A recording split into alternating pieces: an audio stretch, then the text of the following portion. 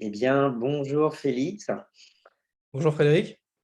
Merci de te prêter à cet exercice de témoignage vidéo. Donc, cette petite capsule, elle est là pour écouter ton témoignage, tes feedbacks sur ton expérience. Tu faisais partie d'un des groupes de co-développement que j'animais sur 2020-21 pour, en particulier pour ce que j'appelle les multipreneurs, donc les entrepreneurs multipotentiels, dont vraisemblablement tu fais partie. Alors, est-ce que déjà tu pourrais te présenter brièvement, s'il te plaît?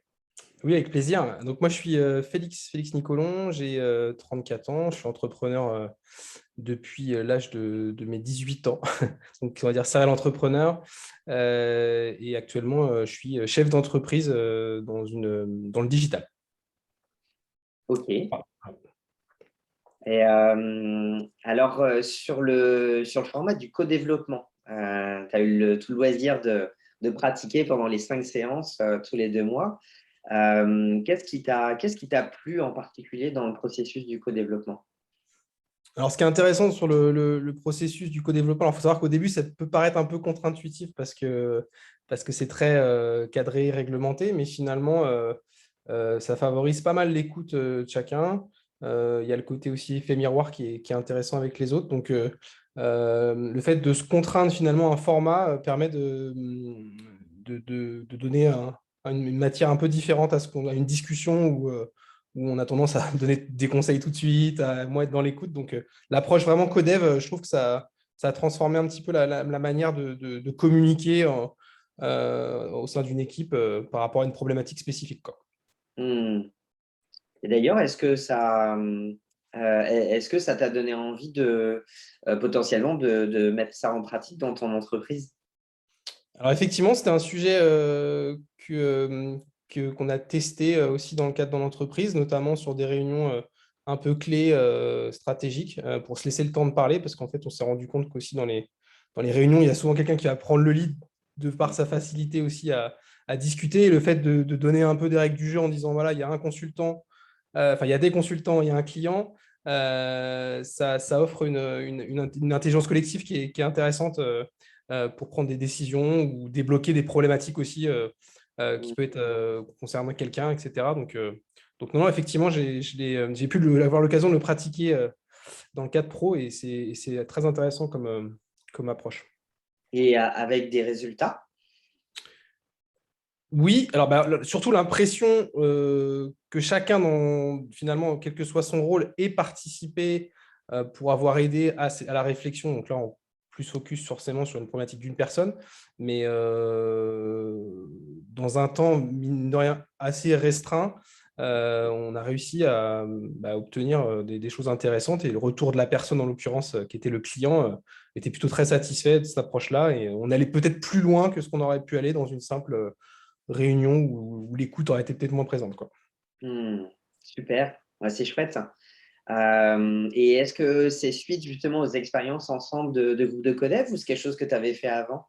J'en avais fait un petit peu avant, mais finalement, le fait de le repratiquer, d'aller un peu plus dans le détail, ça m'a redonné un peu l'envie de prolonger l'expérience sur d'autres champs que le personnel ou pas aller sur le pro, par exemple, quoi.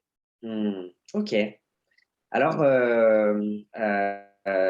tu as intégré ce groupe qui réunissait des gens qui avaient vraisemblablement cette même singularité qui est la multipotentialité.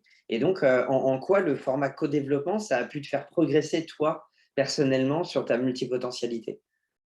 Alors déjà, il y a les deux rôles, hein, client-consultant. Déjà, en étant consultant, même si on a des parcours assez différents, c'était intéressant parce qu'on avait des gens qui étaient finalement de milieux assez différents, professionnels notamment, on retrouve des similarités dans la manière de réfléchir. Donc déjà, le fait d'être avec des personnes qui ont, je pense, cette multipotentialité, on le ressent déjà.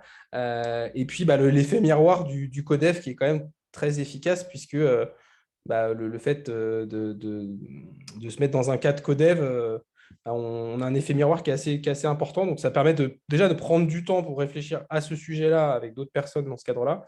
Donc effectivement, moi, ça a été assez intéressant. Et quand je sortais d'un codev, ça continuait à infuser et à réfléchir sur tout ça, quoi. Donc, effectivement, je trouve que c'est un apport intéressant et surtout quand c'est thématique, en fait, parce que ça permet de réunir aussi un cercle d'intérêt par rapport à des choses qu'on peut ressentir, à des choses qu'on peut partager collectivement, quoi.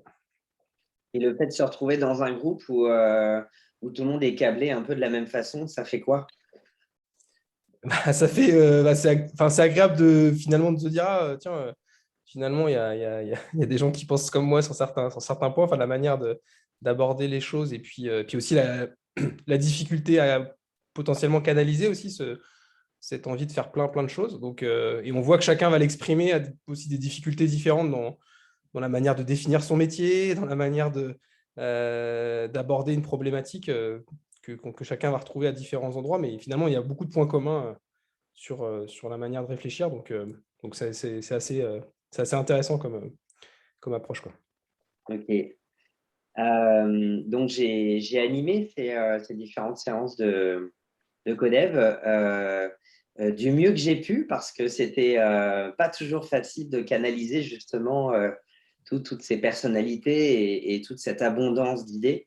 Alors, en toute honnêteté, en toute amitié, qu'est-ce qui t'a plu en particulier dans ma façon d'animer? Alors déjà, le cadre que j'ai trouvé professionnel, parce que bon, il y avait voilà, des temps dédiés, etc. Et puis, mais en même temps, assez convivial. Déjà, c'est bien d'avoir un contexte qui soit assez convivial, même si on a eu le Covid, c'était pas forcément, des fois on a fait à distance, des fois on a fait physique, mais ça c'était quand même un contexte agréable pour s'ouvrir en tout cas. Et puis sur l'approche de consultant, enfin l'approche d'animateur qui est pas facile parce qu'effectivement il faut recadrer par rapport aux règles. Et ça, je trouve que tu as trouvé le bon équilibre entre la fermeté qui est pas toujours simple, mais en même temps rester ouvert. Donc ça, c'était très bien. Et puis le côté qu'on retrouve aussi de sincérité par rapport à quand tu as pu aussi jouer à prendre aussi la casquette des fois pour nous ouvrir aussi, très sincère et qui est intéressante aussi sur ton approche, quoi. Super, c'est gentil, merci ce feedback. Et ma dernière question, c'est si tu devais donner une raison majeure de rejoindre un groupe de co-développement de multipreneurs, comme je les appelle, ce serait quoi la raison majeure? Pourquoi d'après toi, c'est vraiment une bonne idée de faire cette expérience? Alors, moi, je vois deux points. C'est que à partir du moment où on s'intéresse à un sujet, il y a plusieurs manières. Soit on va l'explorer seul en lisant, en allant voir des vidéos, etc. Là, le fait déjà de prendre le temps de parler de ce sujet spécifiquement et de se réunir à travers cette même problématique, euh, c'est complémentaire. Mais en tout cas, je pense que c'est une des manières les plus efficientes pour partager et réfléchir sur ce sujet-là. Donc, si c'est quelque chose qui vous intéresse, en tout cas d'explorer plus loin si vous êtes concerné, le fait de se réunir avec d'autres personnes qui ont cette même démarche-là, ça fait une émulation qui est intéressante, quoi. Hmm, ok, super. Écoute, merci beaucoup pour ce témoignage. Et si tu avais Après, un mot de la fin, ce serait quoi? prendre le temps de partager avec les autres Hmm, les questions qu'on peut avoir qui peut nous bloquer dans la manière d'avancer. super. Ok. Bon, eh ben, écoute, merci beaucoup pour ce court interview, mais riche. Merci Félix, et puis à bientôt. Merci à toi. Salut. Salut.